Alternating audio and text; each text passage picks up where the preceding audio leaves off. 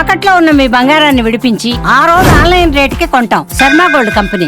అహ్మదాబాద్ విమాన ప్రమాదానికి సంబంధించి 54 సెకండ్లు ఉన్నటువంటి ఒక వీడియో సంచలనం అని చెప్పాలి, నిజానికి బయటపడింది.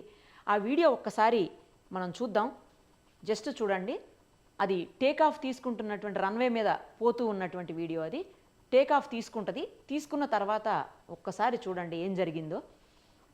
ఇది చాలా కీలకమైనటువంటి వీడియోగా చెప్పాలి. జస్ట్ టేక్ ఆఫ్ తీసుకున్నటువంటి 44 సెకండ్స్ 45 సెకండ్స్కే క్రాష్ అయిపోయినటువంటి పరిస్థితి, అంటే యాక్సిడెంట్ అయినటువంటి సిచ్యుయేషన్ ఉంది. అదిగో టేక్ ఆఫ్ అవుతుంది చూడండి. జస్ట్ 20 సెకండ్స్, ఇంకో కొన్ని సెకండ్స్లోనే అది క్రాష్ అవ్వబోతోంది. మీకు టేక్ ఆఫ్ అయిన తర్వాత అదే లెవెల్ మెయింటైన్ అవుతూ పైకి వెళ్లాల్సింది, కానీ కిందికి వచ్చింది. ఒక్కసారి అబ్జర్వ్ చేయండి. కిందికి అలా వస్తూనే ఉంది. అదిగో కిందికి వచ్చిన తర్వాత ఇక్కడ కరెక్ట్గా క్రాష్ అయిపోయింది. ఇది 44 సెకండ్స్ వీడియో. మళ్ళీ ఒకసారి అబ్జర్వ్ చేయండి. మూవ్ అవుతుంది, రన్వే మీద నుంచి మూవ్ అవుతూ అదిగో జస్ట్ టేక్ ఆఫ్ అయింది.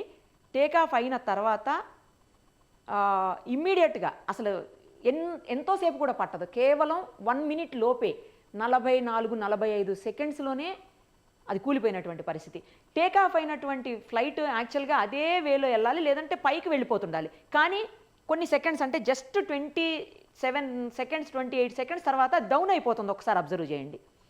డౌన్ అయిపోతూ అలాగే కింద పడిపోయింది. దీనికి 2-3 రీజన్స్ చెప్తున్నారు. 2 ఇంజిన్స్ ఉంటాయి జనరల్గా.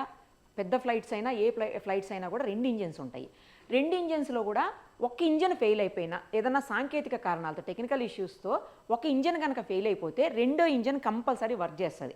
ఆ ఇంజిన్ని పెట్టుకునే పైలట్ లేదా కో పైలట్ ఇద్దరు కలిసి సేఫ్గా ఫ్లైట్ని ల్యాండ్ చేస్తూ ఉంటారు. ఇది చాలా సందర్భాల్లో మనం చూస్తాము. కానీ ఇక్కడ బ్యాడ్ లక్ ఏంటంటే 2 ఇంజన్స్ కూడా పాడైపోయినటువంటి పరిస్థితి. 2 ఇంజన్స్ పాడైపోయినప్పుడు ఇంకా అసలు దాన్ని సేఫ్గా ల్యాండ్ చేయటం అనే క్వశ్చనే లేదు. ఆ ల్యాండ్ చేసేటువంటి పరిస్థితులే ఉండవు. సో క్రాష్ అయిపోవటం తప్పించి వేరే ఇంకేం కూడా మనం ఇందులో చూడలేము. ఇంకోటి ఏంటంటే 2-3 ఇష్యూస్ ఇప్పుడు నేను పైలట్స్తో మాట్లాడాను. వాళ్ళు ఎక్స్ పైలట్స్ ఉన్నారు, అందులో ప్రజెంట్ వర్క్ చేస్తున్నటువంటి పైలట్స్ కూడా ఉన్నారు. ఆ క్యాప్టెన్స్తో మాట్లాడినప్పుడు వాళ్ళు చెప్పిన 2-3 విషయాలు చాలా షాకింగ్ అనిపించాయి. ఏంటంటే ఫ్లైట్స్లో 2 రకాలు ఉంటాయి. ఒకటి బోయింగ్, ఇంకొకటి వచ్చేసి ఎయిర్ బస్. బోయింగ్ అనే ఫ్లైట్స్లో జనరల్గా ఎయిర్ బస్ వచ్చేసరికి ఎయిర్ బస్సు సపరేట్ టెక్నాలజీ ఉంటుంది, బోయింగ్ సపరేట్ టెక్నాలజీ ఉంటుందట. సో బోయింగ్లో ఏంటంటే ఫ్యాన్స్ సిస్టమ్ అనేది ఏది కూడా అసలు ఉండదు, వర్క్ చేయదు.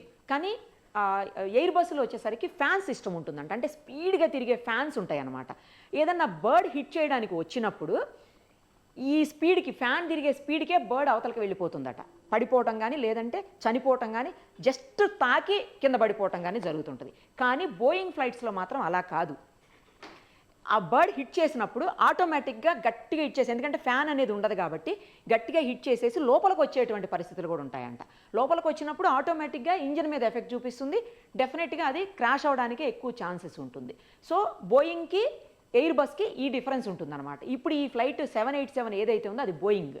తర్వాత ఇంకొకటి ఏంటంటే ఈ బోయింగ్ ఫ్లైట్స్లో ఫ్యూయల్ ఎక్కువ పడుతుంది, ఎక్కువ యూస్, అంటే ఎక్కువ కెపాసిటీ ఉంటుందట.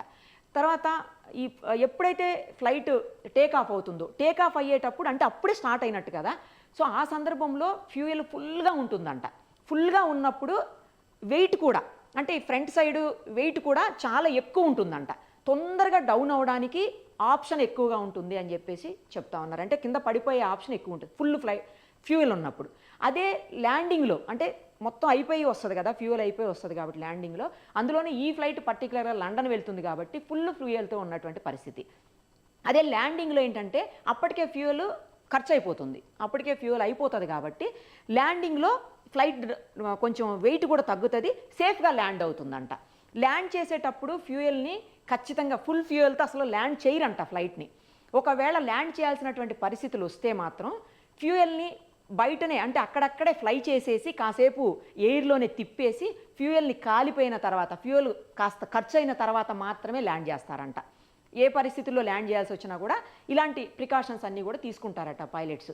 తర్వాత ఈ పైలట్స్ పర్టికులర్గా దాదాపు 8200 గంటల పాటు ఫ్లైట్స్ నడిపినటువంటి అనుభవం ఉంది. సో వాళ్ళు కూడా ఏమీ తక్కువ ఎక్స్పీరియన్స్ ఉన్నటువంటి వ్యక్తులు కారు. నెక్స్ట్ ఇంకొకటి, ఈ ఫ్లైట్కి 12 సంవత్సరాల ఏజ్ ఉంది. ఈ ఏదైతే బోయింగ్ 787 ఉందో 12 ఇయర్స్ అయిందంట తయారయ్యి. ఇంకొకటి ఏంటంటే ఇది ఓల్డ్ ఫ్లైట్ అనుకోవడానికి కూడా లేదు. ఫ్లైట్ని ఎప్పుడూ కూడా మనం ఓల్డ్ న్యూ అనేది క్యాలిక్యులేట్ ఎలా చేయాలో తెలుసా? అది తిరిగినటువంటి అవర్స్ని బట్టి అంట. అంటే అది జర్నీ చేసినటువంటి అవర్స్ని బట్టి, ఎంత జర్నీ చేసింది, ఎన్ని అవర్స్ పాటు తిరిగింది అనే దాన్ని బట్టే మనం దాన్ని క్యాలిక్యులేట్ చేయాలి తప్పించి ఇయర్స్ అంటే అది తయారై 30 సంవత్సరాలు అయింది, అది తయారై 20 సంవత్సరాలు అయిందని మాత్రం మనం దాన్ని క్యాలిక్యులేట్ చేయకూడదని చెప్తున్నారు పైలట్స్. ఎందుకంటే అది తిరిగిందే మెయిన్గా తీసుకోవాలి. అది 30 సంవత్సరాలు 40 సంవత్సరాల క్రితం తయారైనప్పటికీ కూడా తిరిగిన గంటల వ్యవధి తక్కువ ఉన్నప్పుడు మాత్రం దాన్ని పాత ఫ్లైట్ కింద క్యాలిక్యులేట్ చేయరట. సో ఇవన్నీ కూడా చాలా కీలకమైన అంశాలు ఇందులో. నెక్స్ట్ 2 ఇంజన్స్ ఒకేసారి ఎందుకు ఫెయిల్ అయినాయి అనేది కూడా ఇంపార్టెంట్ థింగ్. ఇంకొకటి ఏంటంటే మేడే కాల్ అని చెప్పేసి చాలా ఇంపార్టెంట్ థింగ్ ఉంటుంది ఈ ఎయిర్ బస్సులకు సంబంధించి లేకపోతే ఫ్లైట్స్కి సంబంధించి. అదేంటంటే ఫ్లైట్లో ఏదన్నా సాంకేతిక లోపం వచ్చినా, లేదు ఫ్లైట్లో ఏదన్నా ఇబ్బంది వచ్చినా, లేదు బర్డ్ ఏదన్నా హిట్ చేసినా, లేదు దేనికన్నా హిట్ అయ్యే అవకాశాలు ఉన్నాయని కనిపిస్తున్నప్పటికీ పైలట్కి కానీ కో పైలట్కి కానీ ఇమీడియట్గా ఏటీసీకి, ఎయిర్ ట్రాఫిక్ కంట్రోల్ సిస్టమ్కి వాళ్ళు మేడే కాల్ ఇస్తారట. మేడే కాల్ ఇచ్చినప్పుడు ఇమ్మీడియట్గా దాని ల్యాండింగ్కి ఏర్పాటు చేస్తారనమాట ఏటీసీ. సో మేడే కాల్ ఇచ్చారు అని చెప్తున్నారు. ఈ ఫ్లైట్ ఏదైతే ఇప్పుడు యాక్సిడెంట్ అయిందో బోయింగ్ 787 ఫ్లైట్, దీంట్లో మేడే కాల్ ఇచ్చారని చెప్తున్నారు. కానీ కాల్ ఇచ్చిన తర్వాత 1 మినిట్ కూడా లేకుండానే క్రాష్ అయిపోయింది.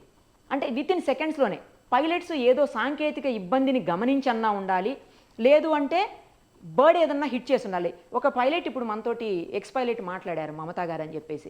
ఆవిడ క్లియర్గా చెప్తున్నారు, ఇప్పుడు మీరు ఇక్కడ చూడండి చెట్లు కనిపిస్తున్నాయి కదా, ఈ చెట్లు కనిపిస్తున్న ఏరియాలు అంతట్లో కూడాను బర్డ్స్ చాలా ఎక్కువగా ఉన్నాయంట. ఈ పడిపోయిన తర్వాత కూడా ఫ్లైట్ కింద పడిపోయిన తర్వాత కూడా బర్డ్స్ అక్కడ తిరగటం మేము గమనించామని చెప్తున్నారు ఆవిడ. సో బర్డ్ హిట్ చేసిందా లేకపోతే ఏదైనా సాంకేతికంగా ఇబ్బంది కలిగిందా అప్పటికే ఫ్లైట్లో, అందుకే మేడే కాల్ ఇచ్చారా అనేది కూడా తెలియాల్సి ఉంది. ఇంకొక కీలకమైన అంశము, చాలా అత్యంత ముఖ్యమైన అంశం ఏంటంటే బ్లాక్ బాక్స్. అంటే ఫ్లైట్ కాక్పిట్లో ఉండేటువంటి బ్లాక్ బాక్స్. ఈ బ్లాక్ బాక్స్ అనేది చాలా చాలా ఇంపార్టెంట్ ఫ్లైట్కి. అది యాక్సిడెంట్ అయినా అంటే ఫ్లైట్ పడిపోయినా, కాలిపోయినా, వాటర్లో పడిపోయినా, ఏం జరిగినా సరే ఈ బ్లాక్ బాక్స్ అనేది మాత్రం ఎప్పటికీ అసలు నాశనం కాదు, ఎప్పటికీ పాడైపోదు. బ్లాక్ బాక్స్ అలాగే ఉండిపోతుందట. సో ఆ బ్లాక్ బాక్స్ని ఇప్పుడు ఓపెన్ చేసి చూస్తే అందులో ప్రతిదీ ఈచ్ అండ్ ఎవ్రీథింగ్ అందులో రికార్డ్ అయిపోతుందట. అది పైలట్ కో పైలట్ మాట్లాడుకున్నది కావచ్చు, లేకపోతే సాంకేతికమైనటువంటి ప్రాబ్లమ్స్ ఏమైనా ఉన్నాయా, లేదా ఇతర ప్రాబ్లమ్స్ ఏమైనా ఉన్నాయా, ఇలా రకరకాల ఇష్యూస్ ఏమున్నాయి అనే ప్రతిదీ కూడా బ్లాక్ బాక్స్లో అసలు కంపల్సరీ రికార్డ్ అయిపోతుందని చెప్తున్నారు పైలట్. సో ఆ బ్లాక్ బాక్స్ను ఓపెన్ చేస్తే ఏం జరిగింది ఈ ఫ్లైట్లో, ఎందుకు ఇంతమంది మరణించడానికి కారణమైంది ఫ్లైట్ అనేది మొత్తం బయటకు వస్తుందని చెప్తుంది. ఎందుకంటే పైలట్ కో పైలట్ మాట్లాడుకుంటారు, ఏం జరిగిందని. మనం ఏదైనా ఇన్సిడెంట్ అయ్యేటప్పుడు అదే ఎదురుకుండా ఏదో వస్తుంది, లేకపోతే ఇంజిన్ వర్క్ చేయట్లేదు, లేకపోతే ఫ్యూయల్ ఎక్కడో లీక్ అవుతుంది, ఇట్లా రకరకాలు ఏం మాట్లాడుకున్నా సరే ప్రతిదీ అందులో రికార్డ్ అయిపోతుందని చెప్తున్నారు. సో అది కాలదు, అది నాశనం అవ్వదు, పాడైపోదు. కాబట్టి ఆ బ్లాక్ బాక్స్ బయటకు వస్తే మొత్తం క్లియర్గా క్లారిటీగా ఏం జరిగిందని బయటకు వస్తుంది. కానీ ఆ బ్లాక్ బాక్స్ వీళ్ళు ఓపెన్ చేయడానికి వీలు లేదు. అది ఎవరైతే తయారీ సంస్థ ఉంటుందో, ఎక్కడ తయారవుతుందో బ్లాక్ బాక్స్, వాళ్ళు మాత్రమే దాన్ని ఓపెన్ చేయగలుగుతారట. సో అక్కడికి వెళ్ళాలి, అది అక్కడికి వెళ్ళి టెక్నికల్గా మొత్తం ఓపెన్ చేసి కంప్లీట్గా సాంకేతికంగా ఏమేమి ఉన్నాయో అవన్నీ సెర్చ్ చేసి ఏం జరిగిందనేది అక్కడి నుంచి మాత్రమే బయటికి రావడానికి అవకాశం ఉంది. కానీ ఇది జరగాలంటే 15 రోజులు మినిమం టైం పడుతుందంట. 15 డేస్ అయితేనే కానీ పూర్తి ఇన్ఫర్మేషన్ రాదు అని చెప్తున్నారు. ఇప్పుడు ఉన్న ఇన్ఫర్మేషన్ ప్రకారం ఏంటంటే ఇప్పటి వరకు బ్లాక్ బాక్స్ దొరికింది అని అయితే ఎక్కడా కూడా మనకి ఇన్ఫర్మేషన్ రాలేదు. అంటే చాలా కాలిపోయిన శకలాలు ఉన్నాయి, మొత్తం బిల్డింగ్కి సంబంధించినటువంటి మెటీరియల్ అంతా ఆ డెబ్రీ అంతా కింద పడిపోయి ఉంది. సో ఎక్కడుంది బ్లాక్ బాక్స్ అనేది దొరకదు. ఎందుకంటే బ్లాక్ బాక్స్ మరీ పెద్ద సైజు ఏమి ఉండదు, చాలా చిన్న సైజులోనే ఉంటుందండి. ఆ బ్లాక్ బాక్స్ దొరికితే కానీ మొత్తం క్లారిటీగా క్లియర్గా బయటకు వచ్చేటువంటి అవకాశం ఉంటుంది.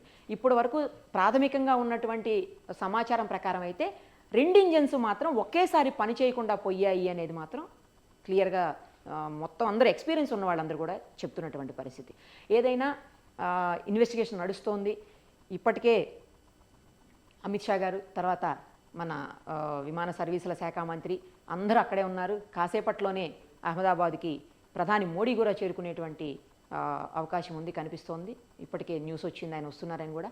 మొత్తం దీని మీద సీరియస్ ఇన్వెస్టిగేషను జరిగితే మొత్తం ఇన్ఫర్మేషన్ అంతా బయటకు వస్తే అప్పుడు ఏం జరిగిందని తెలుస్తుంది. ఇంకోవైపు నుంచి ఏమన్నా పాకిస్తాన్ ఏదైనా అటాక్ చేసిందా అని కూడా వినిపిస్తోంది. ఏది అయినప్పటికీ కూడా కానీ అంత చాలా తక్కువ టైంలో జస్ట్ టేక్ ఆఫ్ అయినటువంటి 1 minute లోపే, ఎక్కువ దూరం కూడా పోలేదు అసలు. అందుకే జనావాసాలు ఉన్నాయి. కాస్త దూరం వెళ్ళిపోతే వాళ్ళకి ల్యాండ్ చేసేదానికి అవకాశం అన్న ఉండేది, ఎందుకంటే ఖాళీ ప్లేస్ ఉంటుంది కాబట్టి కాస్త అయినా ల్యాండ్ చేసేదానికి అవకాశం ఉంటుంది. బట్ ఇమ్మీడియట్గా అక్కడికక్కడే కాబట్టి, అంటే ఎయిర్పోర్ట్ నుంచి బయటకు వచ్చిన వెంటనే కాబట్టి ఆ అవకాశం కూడా లేదని చెప్పి పైలట్స్ చెప్తున్నారు. సో ఏం జరిగింది, ఇది నిజంగానే ఏమైనా అటాకా, లేకపోతే ఇంజిన్స్ ఏమన్నా టెక్నికల్గా ఫెయిల్ అయిపోయాయా, లేకపోతే బర్డ్ హిట్ చేసిందా, లేదా మరి ఇంకేదైనా రీజన్ ఉందా, ఇవన్నీ తెలియాలంటే మాత్రం బ్లాక్ బాక్స్ బయటికి రావాలి. అప్పుడే క్లారిటీగా తెలుస్తుంది. అంతవరకు ఏం జరుగుతుందనేది అబ్జర్వ్ చేయడం తప్పించి ఎవ్వరు చేయగలిగింది ఏమీ ఉండదు. ఇందులో బ్లాక్ బాక్సే కీలకమైనటువంటి అంశం అన్నమాట.